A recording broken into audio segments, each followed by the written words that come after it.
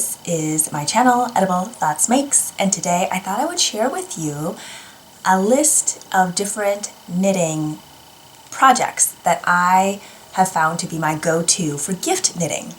Now I want to preface this by saying that just because you know how to knit does not mean you have to be gift knitting, does not mean you have to be knitting for anybody else. You are just fine and free to knit for yourself or for whoever you want to. So maybe this is my permission slip to you, not that you need one, but in case you feel like you do, to say no if somebody asks you to make them something. So that is just what I want to preface this with. But I thought that since I have some patterns that are ones that I use again and again, year to year for my gift knitting, and I gift knit year round for like birthdays, Christmas, any special occasion, and so they are generally for my family members and those that I consider close to be family, and so I end up gift knitting quite a bit, and my immediate family gets the bulk of it, and they are very, very knitworthy.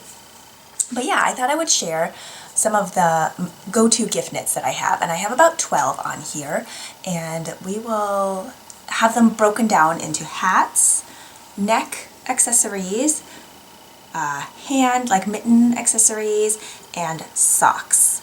So let's get started. The majority of these patterns all use 100 grams or less of yarn, which I feel like is really nice because oftentimes we have one skein lying around somewhere of a certain color that you're not sure how to match with something else, but you just love it. Or maybe there's that one skein that you picked up somewhere and you weren't sure what you were going to do with it, but it's so special and it reminds you of a certain somebody or a certain place. And I feel like the patterns I'm about to share with you today can be great combinations with those special yarns. And also we have some options for you to marl remaining yarns from previous projects together. You can create color stories, you can do color blocking, you can do fading, you can break up a variegated skein of yarn by holding that yarn double into something else. There are just a lot of different options. So I will start with hats, I think. Maybe we'll go like head to toe. So I have 4 hat patterns that I would like to share with you. And the first one is the classic ribbed hat. It is a free pattern on Purl Soho's website, and it is a DK weight pattern. The pattern recommends using the Purl Soho Cashmere Merino Bloom yarn, which is beautiful, but as with any pattern, you don't have to use the yarn that's suggested in the pattern. Now, know that your result may come out a little bit different than what the pattern intends. However, you are free to substitute with whatever yarn you want. And I feel like just keep that in mind throughout this entire episode because I want you to feel the freedom to mix and match, to play, to explore, and to try different things with the pattern being your canvas. So this hat pattern is a 1x1 ribbed hat. I'm going to hold it up close. So it's a knit 1, purl 1, and you cast on from the bottom, the brim, and then you just knit this ribbed tube all the way up until you get to the crown. And the crown has a really fun spiral decrease. And I feel like this pattern works really well with solid yarns, heathered yarns, speckled yarns, variegated yarns. I have knit this pattern multiple times in different types of yarn, and hopefully I can flash some photos here on the screen so you can see some other examples. I've done it with speckled yarn in a leftover sock yarn that I just held double, and that one I didn't knit as long, I just knit until the yarn ran out. And then, so that one doesn't have the brim to fold up. It is for toddlers, so sometimes folding up a brim can be a little fussy with a toddler. If you know, you may have experience that chasing after a toddler to put out a hat means like you just try to like put it on them as quick as possible. So there's no like messing with the brim. You just like are lucky if you can get that hat on them, and then they're like running away. So yes, I've tried this pattern with multiple different yarns, and it is so lovely and a really nice pattern to just have on the go. It uses US 3 or 3.25 millimeter needles. I like to do mine on 16-inch circulars, but you are welcome to use double pointed needles, magic loop, whatever works best for you. And it does come in 5 sizes, and I feel like this one is a great one. The ribbing is also really nice because you don't have to get the fit just right. It is so stretchy and elastic that it can fit a large variety of head sizes. And I like to knit mine with a longer brim if possible. That way the person who ends up wearing it can either wear it slouchy or with the brim folded up to give those ears a double layer, just however way they want to. It just gives it a little more of a versatile wear to it. And you will notice a theme throughout is ribbing, because ribbing just gives a little more room for sizing, and then you don't have to get the sizing just right. There can be a little variation to it. So now we're going to move on to the Held Together hat, and that is a pattern by Lindsay Fowler. This one is a paid for pattern. It is also DK weight, and it includes marling. You can knit it in 3 colors or in 2 colors, and it has like a striping on it. I think 2 held together hats here to show you, and I won't always have something to show you here because as they've been gifted they go elsewhere, but I do have some of them here just from my husband and my daughters. They wear their wool accessories to school every day now that it's winter, so some of the items are definitely not here. So here are 2 examples of held together hats. I'm going to show you this one first. So this is also a ribbed hat, and then there's this fun band across the brim that is marled, and you use 2 different colors for that. And you can be really as creative as you want to be. They can be low contrast, high contrast. You can use yarns from previous projects. The bands use very minimal amount of yarn, and so it's a great way to play with other yarns that you might have on hand. And this one I did with a fingering weight yarn and a mohair, and then I just did 2 colors. So for the band I just did this highlighter yellow color as my stripe, and then the one in the middle uses the main color. So this one is super fuzzy, really lightweight, super soft, and just like a really fun, whimsical hat. And I just love it. So yeah, there's lots of ways to create your own style and vibe for this kind of hat, and I've knit multiple of these ones too. All of the patterns I'm showing you here today, I've knit probably at least 5 versions of them, and I will continue to do that because they are patterns that I really enjoy making. The next hat I would like to share with you is the Musselburgh hat, and it is a pattern by Ysolda Teague. This one is also a paid for pattern. The nice thing about this pattern is that you can knit it in a variety of yarn weights and a variety of gauges, and that really opens up so many options for sizing and what yarns you might have available, how you want to combine yarns. And so I think I've knit them all in either fingering weight or sport weight yarns. And I'll show you this one. This one's my first one. So the special thing about this pattern is that it is one long tube, basically with 2 crowns. And you knit it from one crown to the other end. And I have knit so many variations of this now. Knowing my gauge, I can start in the middle or somewhere else if I don't feel like doing the increases on the crown side, and then I just do the 2 crowns exactly the same. So I'll do a provisional cast on and then go from there. But that's not how the pattern is written. The pattern is written for you to start from the crown side, and then you can measure a gauge as you go so you know how many increase rounds to do before you get to the stockinette portion that doesn't have any increases. So this one I knit out of a lot of minis, and it was really fun. So this side is mostly tweed yarn. This side has some, I think there's some sparkle maybe on the side, but I just did whatever I felt like. I think the rounds are about 10 rounds each, or the stripes, the color blocks, but what ends up happening is you end up with a double layered hat because one end goes to the other side. And I end up knitting mine usually a lot longer than the pattern states because I think when I was making this one my hair was really long, so I often had it in a bun, and then I just needed space for that bun. But then, yeah, so the slouch ended up holding my bun. But yeah, so I like my ears to be really warm in the winter because the wind can really get ya. And yeah, I really like this pattern. And here is one that I made for my husband, and I used 1 skein of fingering weight yarn. And this one I just did 1 color all the way throughout, and I did not make it so that the brim is a fold-up brim because he doesn't like to fold up a brim. He just likes basically like more of a cap that you just put on. And so this one I just knit shorter, and it basically is the same. Not basically, it is the same on both sides depending on which side you wear it. It looks the same, and there's no fold-up brim. So yeah, lots of options with this one. The last hat I wanted to share with you is a free pattern on Purl Soho's website. It's the Far and Wide hat by Taylor Harris, and this one is written for fingering weight yarn, and I have hacked it for DK. Basically, you just need to know your gauge and then pick a size that works with your gauge. So because it's a thicker yarn, the fabric will be different, right? So the number of stitches per inch will be different, so then just pick a size that will end up with the ultimate circumference that you were looking for. But yes, so this hat has stripes in it, which is super fun. Another really fun way to create your own color story, to use yarns from previous projects, and then just pick a main color. So this one has a fold-up brim that is knit together. The pattern, I believe, uses a provisional cast-on. I just find it easier for me to knit to my cast-on edge. I'll do an Old Norwegian cast-on, which is super stretchy. There are no issues with it being too tight, but you gotta do what works for you, and I know that works for me. So this one, I don't think I made many other changes, and I think this one is knit on a US 3 or a US 2.5. It might be a US 3, and then I knit it on a US 2.5 because I found I couldn't get gauge on the US 3, it was too loose.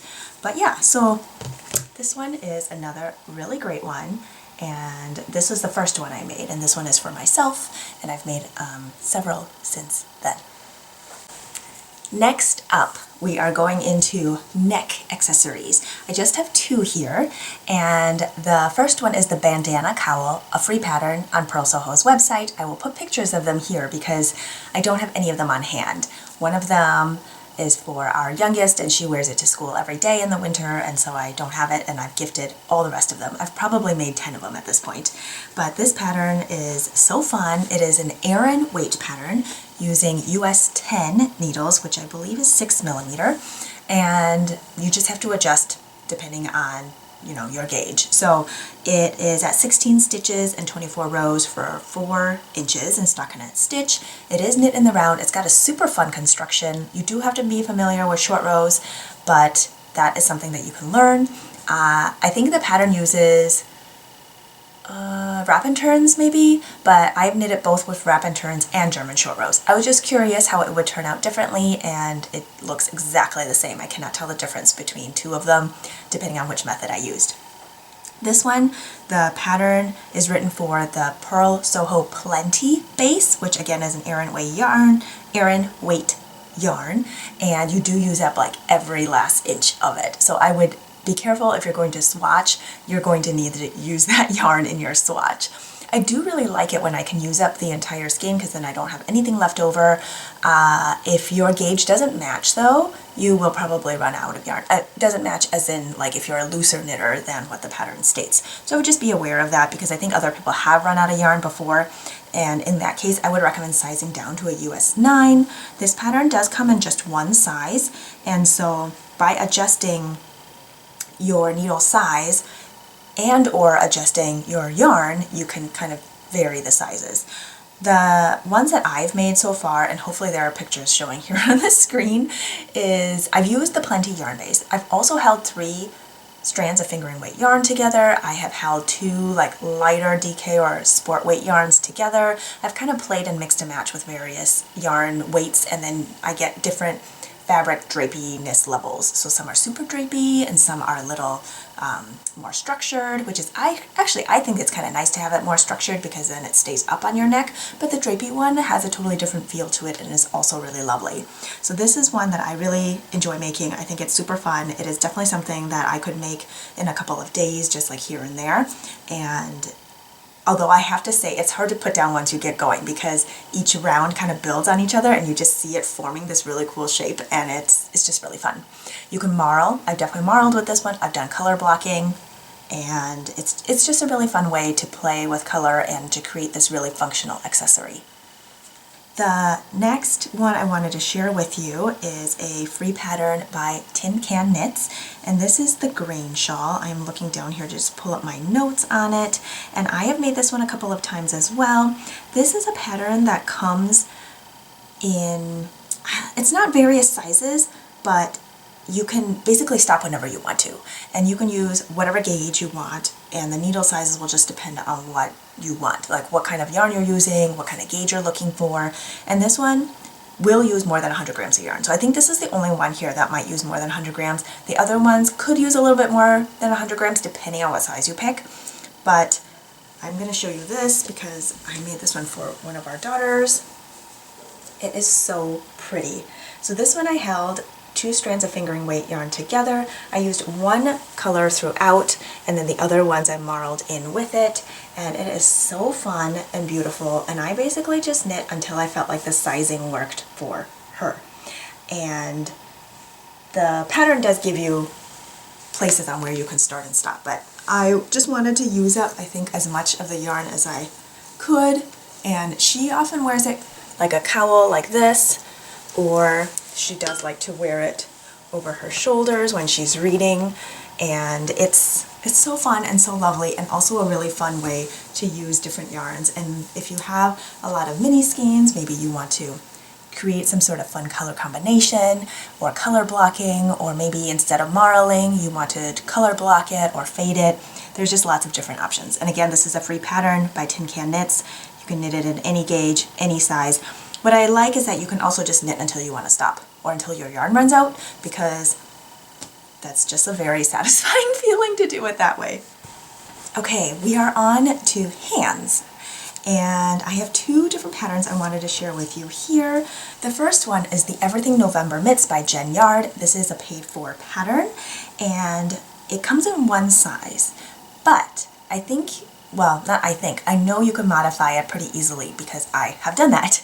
And so it is a ribbed pattern, and the one I have here is knit out of many, many different fingering weight yarns. I did not make the 2 matching, and I think they are just so delightful, and I wear them all the time. I wear them probably 9 months out of the year, and so they are super fun. They are ribbed, and these are knit on US 1 or 2.25 millimeter needles.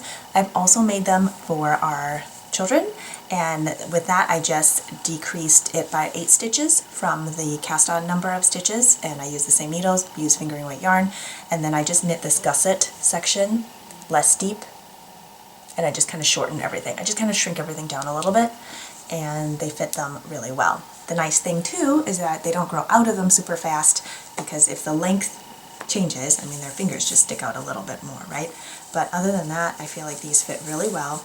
Because they are ribbed, they're pretty stretchy, which is great for sizing. I love how the gusset increases look here. They're very tidy. Yeah, so I feel like these ones are also a great gift knit.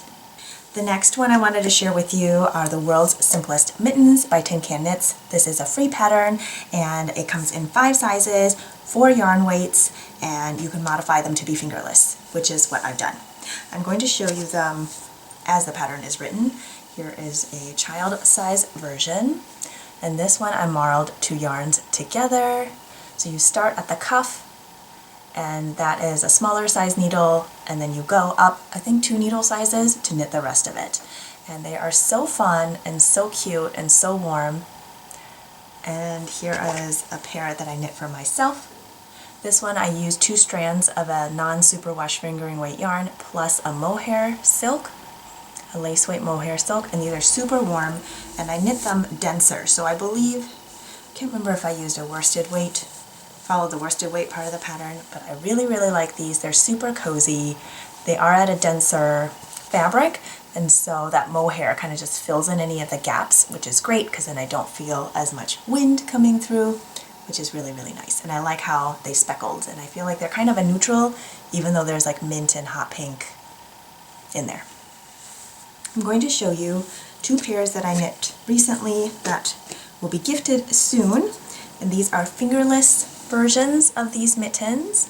So this is a yarn I held double. I had knit socks out of this fingering weight yarn, and I held it double to knit these fingerless mitts, and I followed the child size, and basically I used my youngest as my reference so I could figure out when to stop. But yeah, I probably knit about 1 inch of stockinette here and then just did a little bit of ribbing. And then here's a second pair. This one I used worsted weight yarn, so I didn't hold it double. And this one's lovely as well in a tonal, so it looks great in a tonal or semi-solid, as well as like a more variegated yarn. Okay, head to toe, we are now down to the socks. Socks, I have 4 different patterns to share with you, and one of them I don't actually have here. They are a pair of socks I knit for my husband, and he must be wearing them right now, or they're in the wool laundry. I don't know where they are. So I'm going to start with the Blueberry Waffle Socks, which is a free pattern by Sandy Turner. This one is knit in DK worsted, and it is just one size, but you can very easily modify it. The pattern, it's a 4-round repeat, and I believe, is it 4 stitches? If you just want to modify by adjusting the stitch count by 4, I think you'd be okay. And let me just pull up my notes here on that pattern. So the pattern recommends that you use a US 5 needle, which is a 3.75 millimeter needle. I think I prefer it on a US 3 or a US 4. I prefer my sock fabric to be a little bit denser. I find that it wears better and it doesn't stretch out as much. So that's something that's personal preference for me. And so my gauge is probably a little bit different from the pattern, but I'm still able to knit a whole pair of socks for myself using one skein of light fingering weight yarn held double. Light fingering weight yarn is more like 463, 465 yards for 100 grams, which held double is the equivalent of like 230 yards, right? Which to me is a DK weight yarn. Now if you're using a 400 yard for 100 gram skein of yarn fingering weight, then that held double is like 200 yards, right? And so that's more like a worsted weight. So for worsted weight socks, I like to use a US 4 or a US 5 needle, but for DK weight socks, I prefer a US 3 or a US 4 needle. And that just, again, is how I like the fabric density of my thicker weight socks. I have a pair of the Blueberry Waffle Socks here to share with you. They have a beautiful texture here that is very simple. It's a knit 2, purl 2, and you alternate that with 2 knit rounds. So it gives this beautiful texture. I did a knit 2, purl 2 ribbing on the top for a cuff, and that just kind of blends right in to the leg. I like to do a shadow wrap heel. You can really insert whatever heel you want into socks. Socks are more like a recipe, so you can add and subtract whatever you want. And then for the foot portion, I have the texture continuing on the top and stockinette on the bottom. So again, this is fingering weight yarn held double. It is a great way to break up a highly variegated skein so you don't end up with pooling. If you like pooling, that's totally fine too. I think pooling can be super fun in socks. I don't really prefer it in garments, but in socks I think it could be fun. But a way to break up that pooling is to hold it double.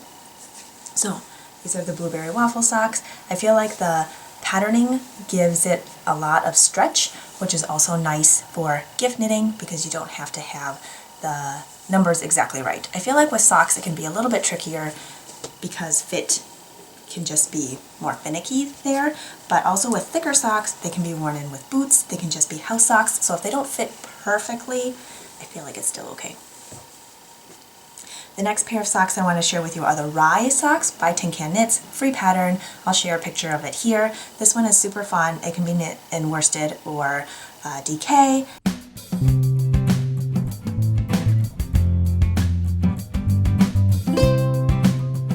And there are 6 sizes, and which means you can knit anywhere from a baby size sock to a bigger adult sock, and it is super fun to make. There's this panel, a garter panel kind of down the top section, which again makes it stretchy, and you can sub whatever heel you want into there. The next pair of socks I would like to share with you are the Thick Skipping Socks. That is a paid-for pattern by Summer Lee Designs. It is for DK or worsted, and you can marl, you can color block, you can really do whatever you want. There are 3 variations in the pattern and 4 sizes. I have knit this pattern several times. I'm going to show you one of them here, and this is a ribbed sock.